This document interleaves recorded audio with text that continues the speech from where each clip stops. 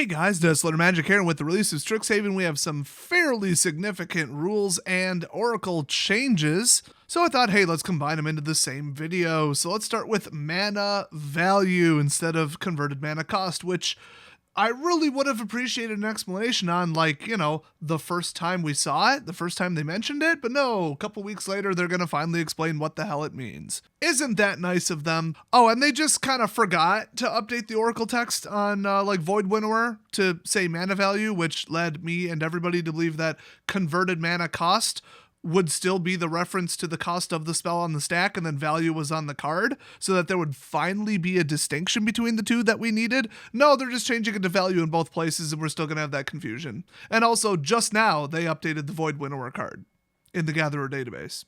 Gee, thanks, Wizards, again for more misinformation. So anyway, what they put here is, moving forward, we will use the words mana value when we previously would have used words converted mana cost on cards.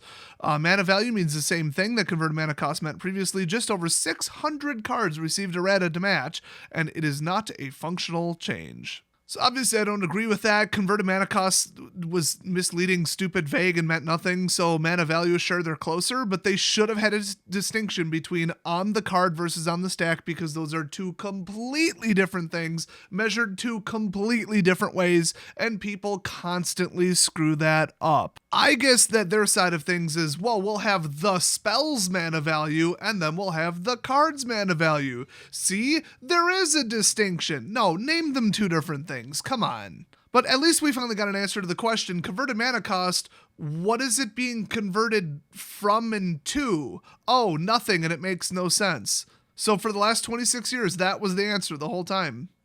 That was actually my guess. Hooray, I was right. Next up, shuffle. And I actually saw this on a card. I thought that they were going to mention this. We've decided that when a card mentions a library and then instructs the same player to shuffle that library, we won't mention the library a second time. We issued errata to get this, 700 cards to follow suit.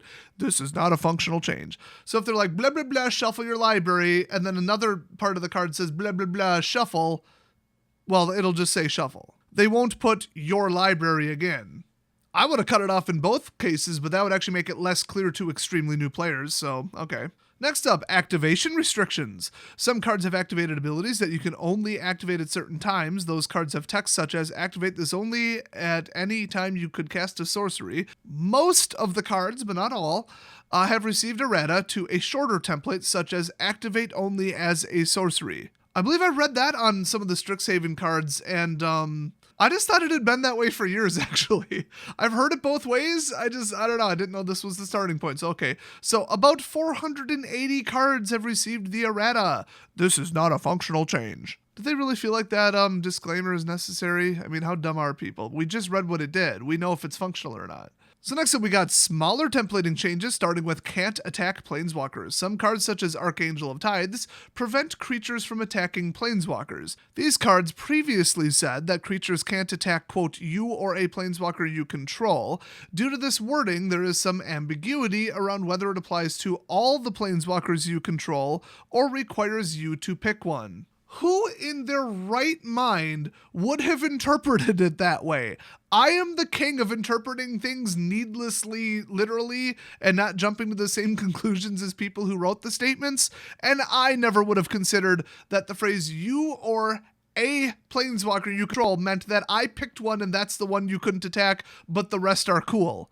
Like, nobody could have ever interpreted that way. I'm telling you, not one human being on this planet. So anyway, now they're changing it to be clearer so that they have now been given an errata to say creatures can attack planeswalkers you control. Or can't attack, I should say. I mean, that is shorter and it's more accurate. So like, okay, but nobody was confusing that. You've got to be kidding me. Get this.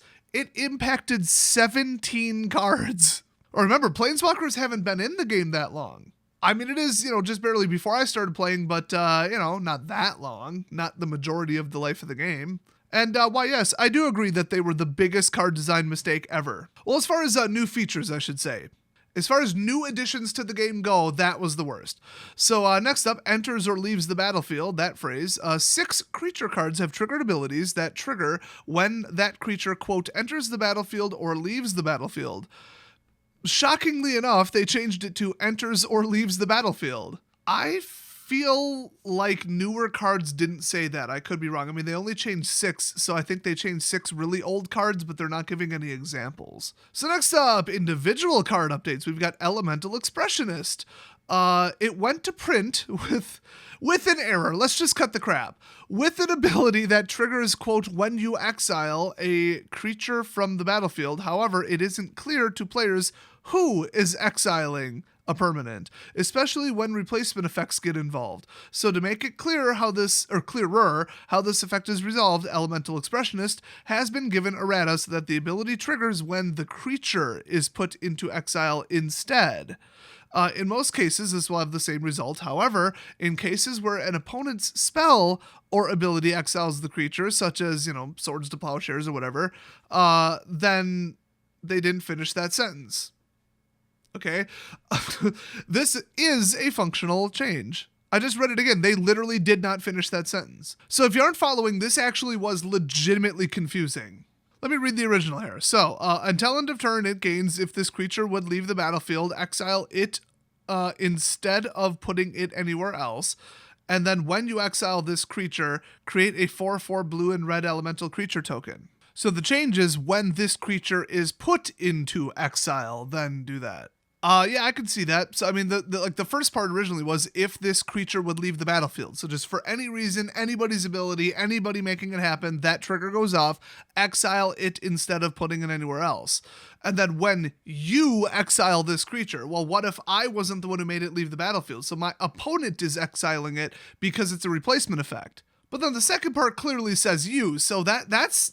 I mean, I would jump to the conclusion that I know what they meant, but I could totally see that. So next up, we got Hofri Ghostforge, another card with an error. Hofri Ghostforge went to print with an ability that says it returns the exiled card to your graveyard. In some cases, however, the card may have been exiled from an opponent's graveyard to begin with, and we don't want it going back to a different graveyard. Technically, Rule 400.3 already covers this, but we don't expect players to have to know that rule to play. So we're updating Hofri to clarify what it does. So originally, it said, whenever another non-token creature you control dies, exile it. If you do, create a token that's a copy of that creature, except it's a spirit in addition to its other types, and it has, when this creature leaves the battlefield, return the exiled card to your graveyard. They have now changed the ending to, when this creature leaves the battlefield, return the exiled card to its owner's graveyard. And really, the problem is stemming from it starting with creature you control, not creature you own. So effectively, if you stole their creature and then somehow got it killed while Hofri was in play, it would basically be instructing you to eventually put that card into your graveyard, which is absolutely not where it goes. So yeah, that was just a blatant error. That wasn't even confusing. That was an error in the way they wrote it. But yeah, they have a card that refers to its own name incorrectly, so are we surprised that they kind of missed these a little bit? Speaking of that, Zephi, Thunder Conductor. The wrong card name was inadvertently included in Zephi's printed rules text. The Oracle text correctly refers that the name of the card is Zephi Thunder Conductor, not, what did they put? Thunder Collector.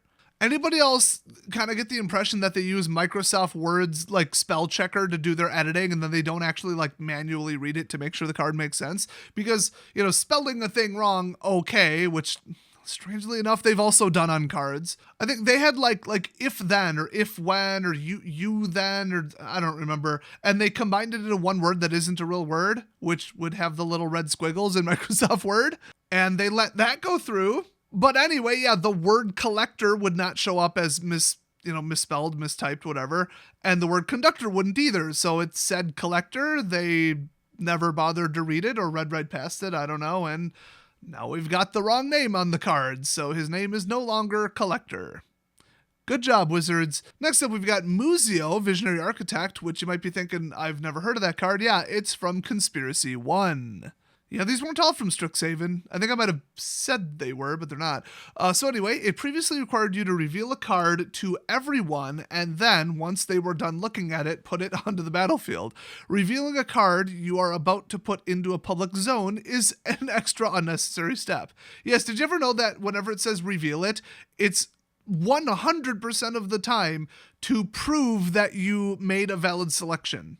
On every card I have ever seen, it's like, oh, go get a land from your library, reveal it to prove that you actually went and got a land and not some other card, and then put it in your hand. So yeah, if you're about to put it into play for the public to see, why reveal it? So they consider this technically a functional change, but it should play exactly the same way. Now here's the thing, you might be thinking, but what if I wanted to see what the card is and then counter the spell based on what the card is? So actually I do need it revealed. Very astute observation. You're wrong though, and this brings up a very unique rule. So it says pay 3 generic plus 1 blue, comma, tap it, colon, and that's where we have the problem. Look at the top X cards of your library, where X is the highest converted mana cost among artifacts you control, period. You may reveal an artifact card from among them and put it onto the battlefield, period. Put the rest on the bottom of your library in any order. You cannot interrupt a ability or spell when it is in the middle of resolving. You can only interact with it in any way, or okay, within the rules, other players are not passed priority, nor can the same player controlling the spell or ability hold priority in the middle of the resolution of a spell or ability. Or like hold priority in order to interrupt it and do something else. So this includes state-based checks. So, not exactly a real example, but if an ability said, pay 1 white mana and tap this creature, okay, that's part of the payment. Once you have paid for it, you reveal the spell, or I guess the ability, you don't really have to reveal it, put it on the stack, and then people can respond to it after you've paid for it. Once it starts resolving, nothing can stop it from resolving. So you had your chance to respond to it. So if it does 8 different things in a row, you can't get in the middle of that. You can't even tap a land in the middle of it. And that's like a no action kind of. So if you have something that says pay 1 white, tap this creature, you lose 100 life, period, you gain 200 life, you would think, oh, well, in the middle of the resolution, I would lose the game. Wrong. There's no state-based check in the middle of the resolution of a spell. You have to get done resolving the rest of the spell or ability. So you would lose 100 life, theoretically dip below 0, not have lost the game, and then finish resolving the spell, gain 200 life, and then you never lost the game. So nothing, absolutely nothing, can get in the middle of the resolution of a multi-part spell or ability. And for every period you see, it's not like, oh, separate thing going off, separate stack, separate. No, it just means then do this. So once the card is revealed, it's already too late. In fact, once they start looking at the top X cards, it's already too late for you to respond and say, oh, well, I don't like what you picked. Now I'm going to counter the spell or ability. Nope. Too late. And that's why actually Muzio is a really good card.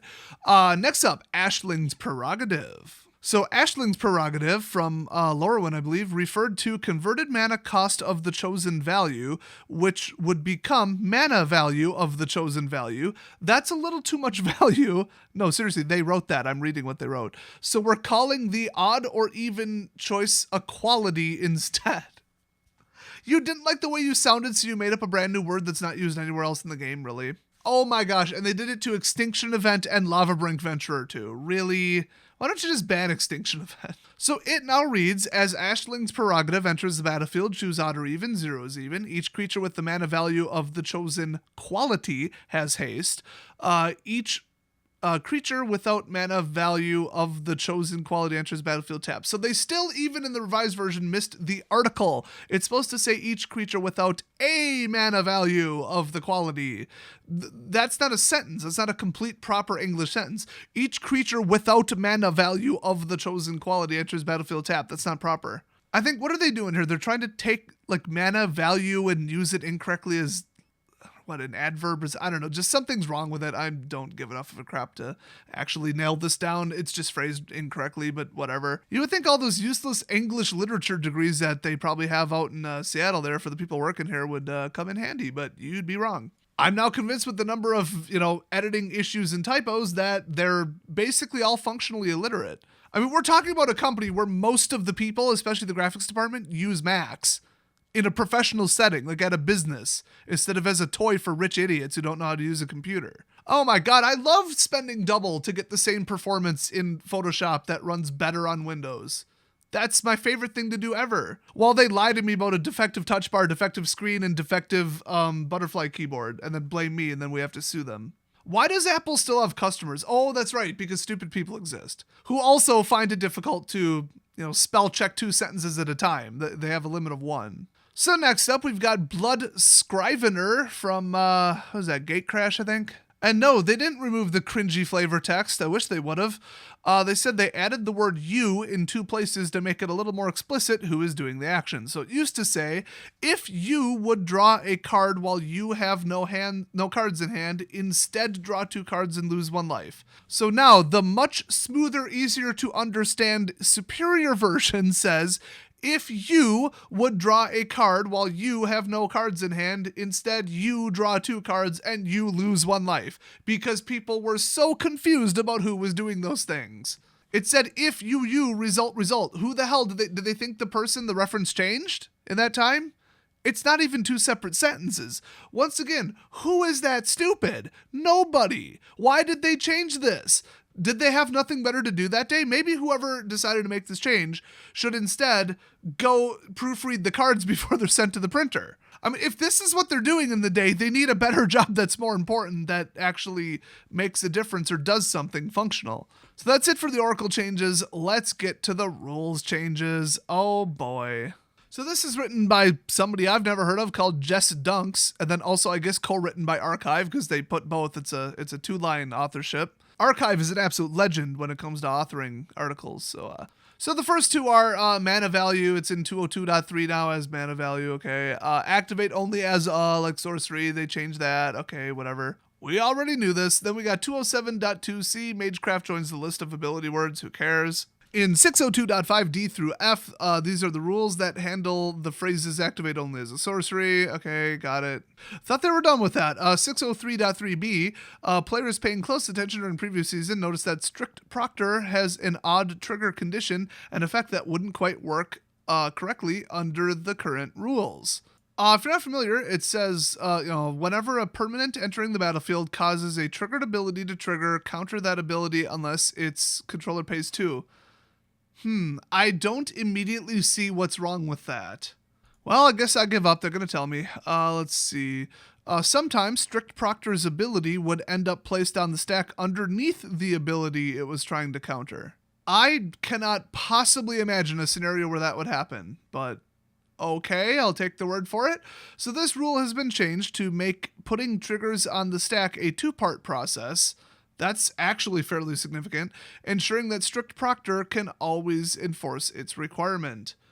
Somebody please give me an example of when that would possibly go on the stack in the wrong order, because I don't see it. Next up, 607.1D, the linked ability rule that covered Tybalt Cosmic Imposter. God, I hate that card. I remember what they had to change to do that.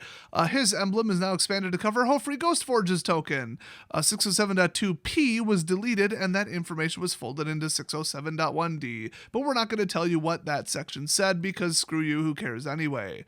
Oh, I read between the lines a little bit on that one. So next up, 701.13c, everybody's favorite. This rule says that an effect that refers to a milled card can find the card in the zone it moved to. Okay, apparently that was needed for some reason. But some cards like Anawan the Rune Thief don't use exactly those words, so we made the reference more generic to cover everything. I read the card. I don't get where the confusion is, so whatever, I'll just move on. 701.45, this is the rule for the new Learn keyword ability. And then these cringe lords wrote, it will be on the test. Shut up. So 702.21, I was just simply going to say, oh yeah, they added ward to the list of keywords, but I had to experience this, so now I'm going to force you to experience this along with me. Here is what they actually wrote. 702.21, this is the rule for ward. It forced its way in under the other evergreen keyword abilities and pushed the rest of the keyword abilities down a spot to make room for it. The other rules tried to stop it, but nothing they threw at it seemed to stick. Ha ha ha ha ha. Many cross-references throughout the document were updated. Hey, guess what, dumbasses? You wouldn't have had to do that if you didn't reference them by number, knowing that the numbers can change. Welcome to Programming Fundamentals 101. Anyway, 702.144. There's no better way to learn a rule than to have someone show you how it works. If that's not an option, you can just read this rule that tells you how to demonstrate keyword, or how the demonstrate keyword ability works. God, this is a cringe-a-thon. Get it? They added demonstrate to the list of keywords as the 144th keyword or whatever the hell. Maybe you should have somebody demonstrate how it works. Shut up. Anyway, 800.4f. This rule covers what happens in a multiplayer game if a player who has already left the game is required to make a choice. Nah, they're already out in their car. You're just going to have to wing it. It wasn't clear whether or how that applied if the choice they were making was about paying a cost. I'd ask when this would ever possibly happen, but somebody would probably come up with something. So a new rule in this spot makes it explicit. The cost isn't paid. Yes, because they are not a player in the game. I could have told you that just with natural logic. And the rest of the rules in this section move down a letter. I've got an idea. Put them in the alphabetical order that they were made. And then you wouldn't have to keep moving things and breaking references from the rest of the document that shouldn't have existed in the first place. Do you guys even know when the Dewey Decimal System was invented? Because they're using like a modified version of this. And yet, they're using it incorrectly. Amazing. So at the end, pretty boring, and I guess they ran out of cringy puns and wordplay. New subtypes, creature, fractal, and inkling. New spells, lesson. Great. They didn't even give the rule number. They're just like, here's your new subtypes, deal with it. New glossary entries, demonstrate, learn, mana, value, and ward. Wow, didn't even know the rules had a glossary. Couldn't care less. Revised glossary entries, converted mana cost is now obsolete. All references to it use mana value instead. Good. And then object now includes an emblem in its definition. I didn't know the game had objects, and I didn't know that emblems were objects. I knew they weren't permanents. So here's where it gets really interesting, because we seem to have two conflicting rules, and people like to point to this rule incorrectly, but it's good to know this for multiplayer Commander. So rule number 800.4a reads, when a player leaves the game, all objects owned by that player leave the game. Pretty obvious we know this. Emblems are considered objects. Here's the thing, back up about 700 rules to 113.2. An effect that creates an emblem is written, player gets an emblem with ability. So the emblem is both owned and controlled by the player to which the emblem is attached.